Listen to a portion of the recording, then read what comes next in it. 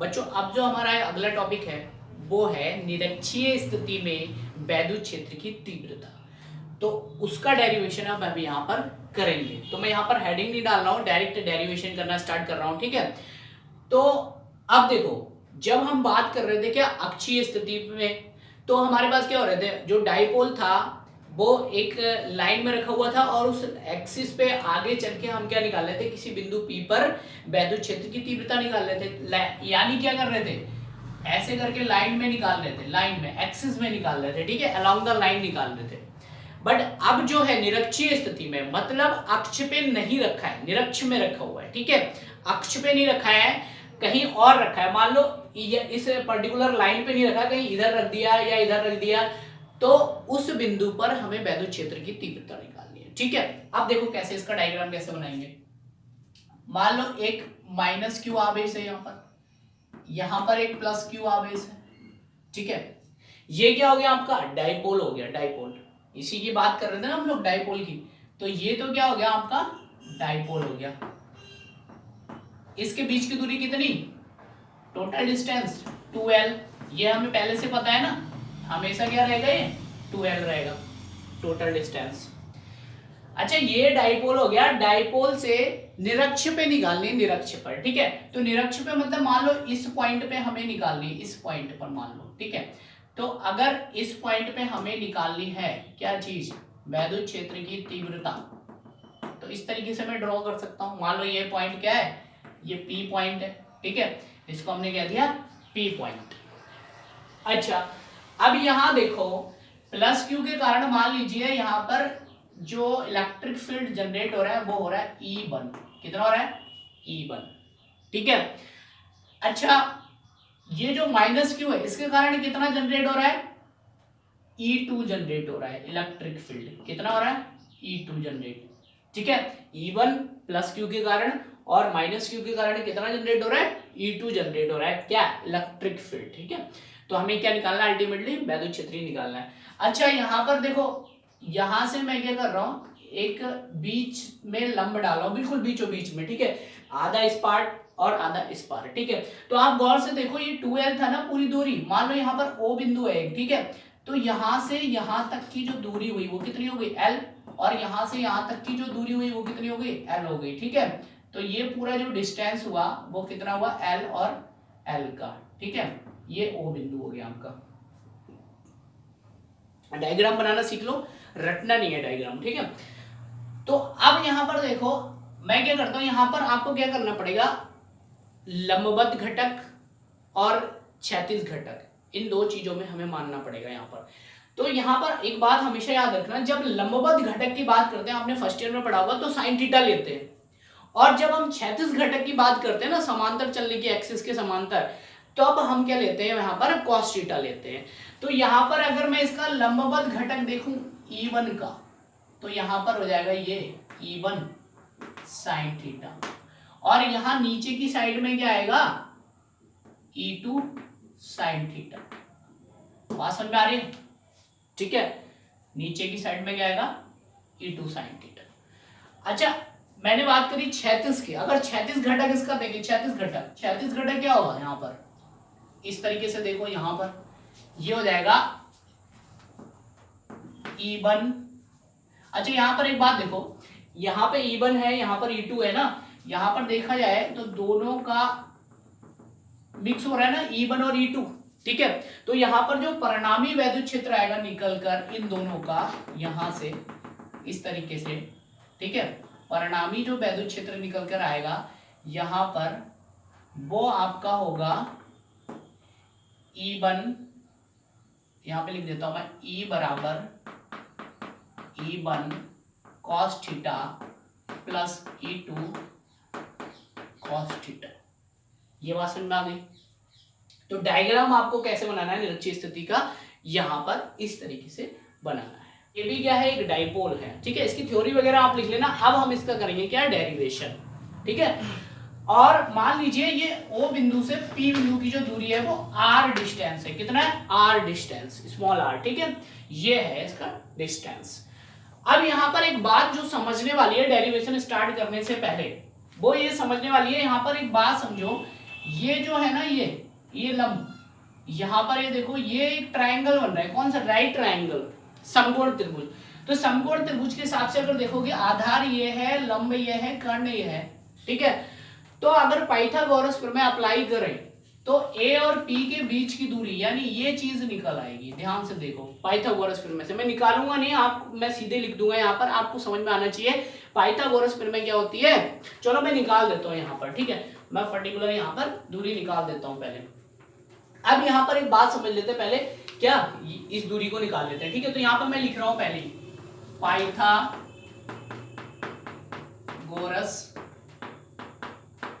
प्रमेय से, ठीक है, ज्यादा लेंथी नहीं बताऊंगा, थोड़ा शॉर्ट करूंगा।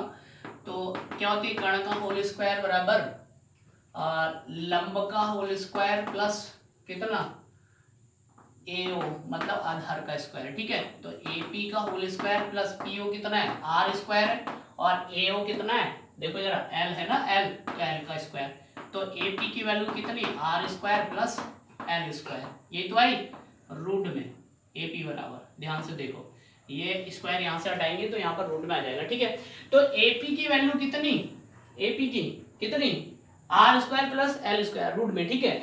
अच्छा, और देखो यहाँ पर बीपी की वैल्यू भी सेम रहेगी ना, यहाँ दोनों राइट ट्राइंगल है दोनों, तो यहाँ पर बीपी बराबर भी तो नहीं रहेगा। तो क्या मैं ऐसे लिख सकता हूँ, this imply that AP is equals to BP is equals to R square plus L square root में, ठीक है, ये लिख लिया आपने। तो ये क्वांटिटी किसकी आ गई, इस पर्टिकुलर जो डिस्टेंस है इसकी, और इस पर्टिकुलर डिस्टेंस की आ गई, ठीक है, ये क्वांटिटी आ गई आपकी। अब जो हम बात करेंगे, ठीक है, अब डेरिवेशन पे बात करेंगे। तो सबसे पहले हम लोग क्या करते हैं, E1 की वैल्यू निकाल लेते हैं कि माइनस क्यू के कारण कितना इलेक्ट्रिक फील्ड जनरेट हो रहा है, फिर निकालेंगे क्या प्लस क्यू के कारण कितना इलेक्ट्रिक फील्ड क्या हो रहा है, जनरेट हो रहा है, ठीक है, बात समझ में आ गई।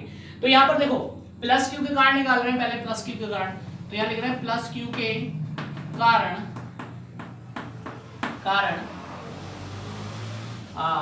बिंदु P पर वैद्युत क्षेत्र, ठीक है, बिंदु P पर वैद्युत क्षेत्र कितना है, E1 है। तो E1 की वैल्यू कितनी, 1/4 पाई एप्सिलॉन 0, 1/4 पाई एप्सिलॉन 0।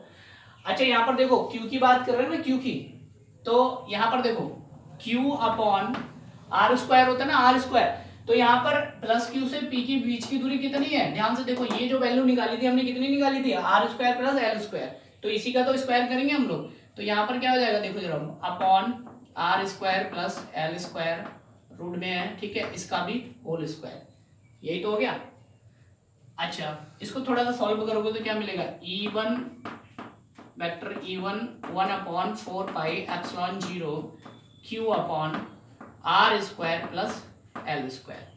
सोचो ये कैसे हुआ, क्योंकि यहाँ पर रूट है और स्क्वायर है, रूट से स्क्वायर कैंसिल हो गया, ठीक है, बचा क्या, R square plus L square, simple सी बात, ठीक है। उसके बाद क्या है, माइनस क्यू के कारण बिंदु P पर वैद्युत क्षेत्र की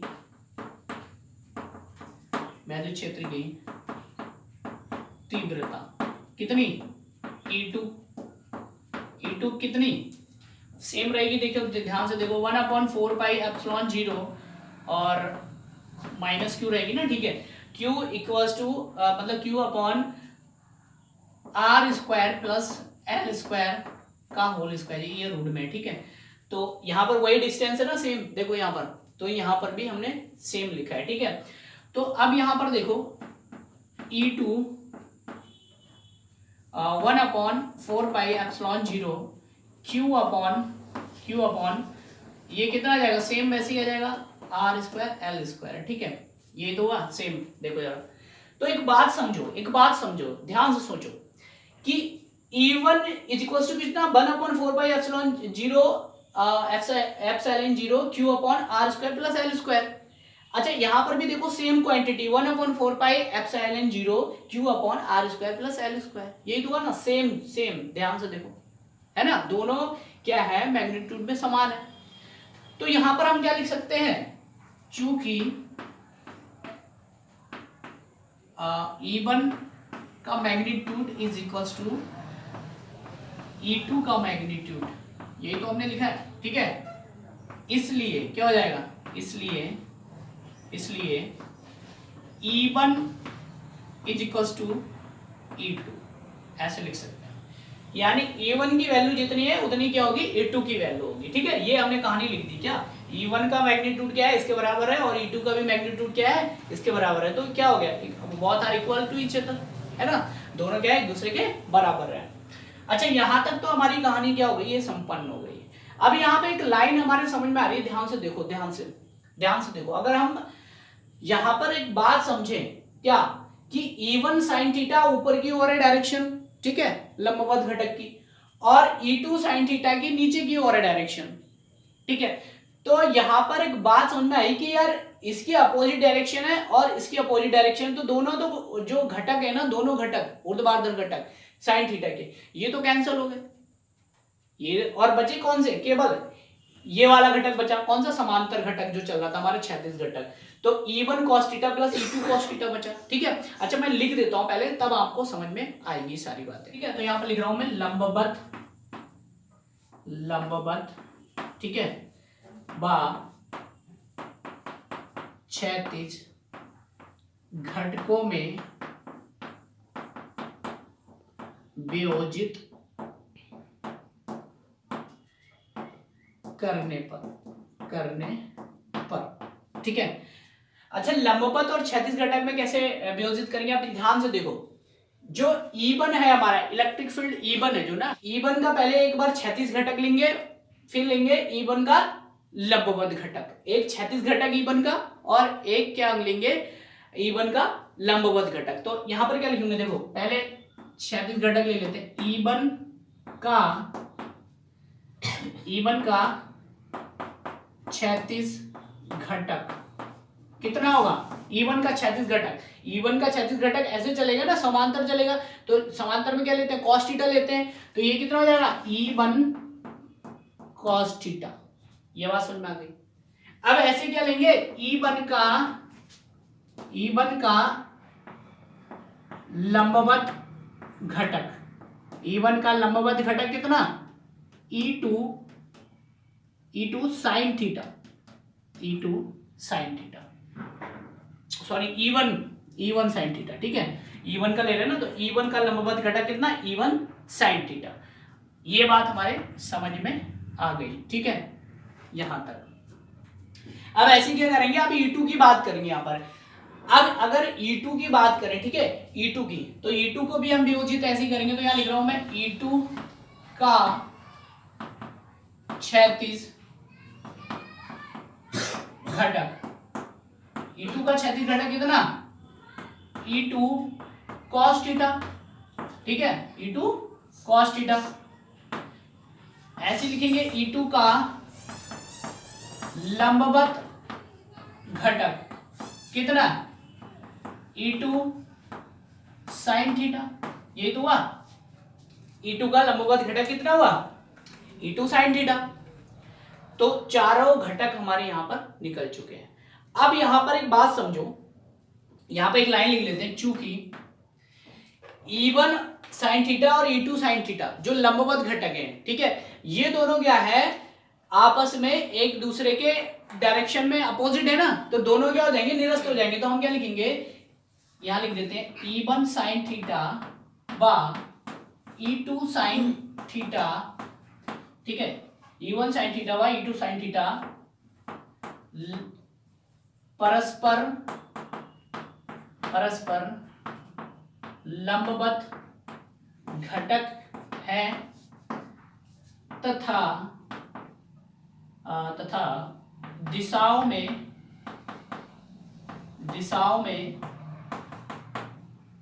विपरीत है, दिशाओं में क्या है, विपरीत है। इसलिए ये दोनों आपस में निरस्त हो जाएंगे। ये कहानी आपको लिखनी पड़ेगी, ठीक है। ये कहानी जब आप लिख लोगे तब आप क्या करोगे, ये दोनों चीजें तो खत्म हो गई, अब बचा क्या, केवल आपके क्या बचे, 36 घटक बचे, लंबवत घटक तो दोनों खत्म हो गए। ठीक है, जब लंबवत आपके खत्म हो गए तो E1 cos थीटा और E2 cos थीटा बचे। ठीक है, तो आपके पास क्या बचा, हम ये अब निकाल लेते हैं बिंदु P पर। अब लिखते हैं यहां पर बिंदु, दिस इंप्लाई दैट बिंदु P पर परिणामी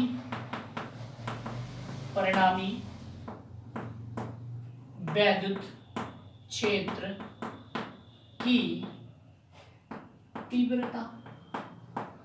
ठीक है, ये कितनी हो जाएगी, E बराबर E1 cos theta plus E2 cos theta. ये बात समझ में आ गई। अच्छा एक बात समझो, यहां पर क्या कर सकता हूं, cos थीटा कॉमन ले सकता हूं, तो यहां पर देखो क्या, E बराबर cos थीटा ब्रैकेट में E1 प्लस E2, यही तो बात आई। अच्छा यहां पर एक बात समझो, पहले ही हम यहां पर प्रूव कर चुके हैं E1 इक्वल्स टू E2, तो चाहे E1 को E2 के बराबर रख दो या E2 को E1 के बराबर रख दो, बात एक ही है। तो यहां पर मैं एक लाइन लिख रहा हूं, समझ जाना, this imply that 2E1 cos theta, यहां पे लिख देता हूं चूंकि E1 इक्वल्स टू E2। ये बात समझ में आ गई हमारे, है ना। तो यहां पर क्या आ गई, 2E1 cos थीटा। अब यहां पर एक चीज समझो, E1 की वैल्यू हम पहले ही यहां पर निकाल चुके हैं, कितनी निकाली हमने, E1 की वैल्यू कहां गई, ये है देखो E1 की value 1/4 epsilon 0 Q upon R square plus L square, ये निकाल चुके ना, तो इसको हम यहां पर रख सकते हैं। बट ध्यान दो, यहां पर cos थीटा की वैल्यू हमने अभी नहीं निकाली है, cos थीटा की, तो सबसे पहले क्या निकालेंगे, cos थीटा की वैल्यू निकालेंगे, फिर E1 की वैल्यू रखेंगे और इसको सॉल्व कर देंगे, हमारा जो डेरिवेशन है वो कंप्लीट हो जाएगा। तो सबसे पहले cos थीटा की वैल्यू निकालते हैं, तो यहां पर मैं लिख रहा हूं एक लाइन cos थीटा के लिए, ठीक है, cos थीटा के लिए, इसको बोल रहे हैं समीकरण 1, इसको समीकरण 1 कह देता हूं। ठीक है, तो यहां पर देखो cos थीटा के लिए, cos थीटा, अच्छा एक बात समझो, हमने एक बात पढ़ी थी, सोचो याद करो, लाल बटे कक्का पढ़ा था ना हमने मैथमेटिक्स में, ध्यान दो। तो पहला क्या होता था, साइन होता था, दूसरा क्या होता था, कॉस होता था, अगला क्या होता था, टैन होता था। ठीक है, तो अभी तो फिलहाल हमें काम क्या है, कॉस से काम है, कॉस से। तो कॉस की अगर बात करें तो कॉस बराबर क्या हो गया, आधार बट्टे कर्ण, आधार बट्टे कर्ण। तो यहां पर हम क्या निकालेंगे, कॉस की वैल्यू निकालेंगे, तो ध्यान से देखना, कॉस थीटा बराबर आधार बट्टे कर्ण होता है ना, आधार बट्टे कर्ण। तो यहां पर किसी भी ट्रायंगल में देखो, चाहे इसमें किसी में भी देखो, यहां पर आधार क्या है, ये है, और कर्ण क्या है, ये है। ध्यान से देखो, आधार क्या है, ये है, और कर्ण क्या है, ये। इसकी वैल्यू कितनी है, L है, इसकी दूरी कितनी है, L है, और ये वाली जो दूरी थी हमने पहले निकाली थी, यहाँ पर ध्यान से देखो, ये जो निकाली थी R square plus L square, under R square plus L square, ये निकाली थी ना हमने। तो हम क्या लिख सकते हैं, आधार बटे कर्ण में क्या लिख सकते हैं, आधार बटे कर्ण, यानी AO अपॉन AP। तो यहाँ लिख रहा हूं मैं, ठीक है, AO अपॉन AP, ठीक है, आधार बटे कर्ण। AO की वैल्यू कितनी, L, और AP की वैल्यू कितनी, R square plus L square under root में। ठीक है, ये देखो यहाँ पर cos थीटा की वैल्यू हमारी निकल कर आ गई। अब इस cos थीटा की वैल्यू और E1 की वैल्यू समीकरण 1 में रख देते हैं, आंसर हमारा निकल आएगा। ठीक है, तो यहाँ पर मैं कर रहा हूँ इसको सॉल्व, इसको थोड़ा ऐसे कर देता हूँ ताकि ये मिक्सअप ना हो। ठीक है, आप लोग समझ जाना। अब देखो यहां पर समीकरण, यहां पे लिख रहा हूं मैं समीकरण 1 में E1 बा cos थीटा का मान रखने पर, ठीक है, रखने पर। अब देखो ये क्या समीकरण, क्या E बराबर 2E1 cos थीटा, यही है ना। तो ये समीकरण में मान रखेंगे तो कितना आ जाएगा, E बराबर 2 into 1/4 pi epsilon 0 Q upon कितना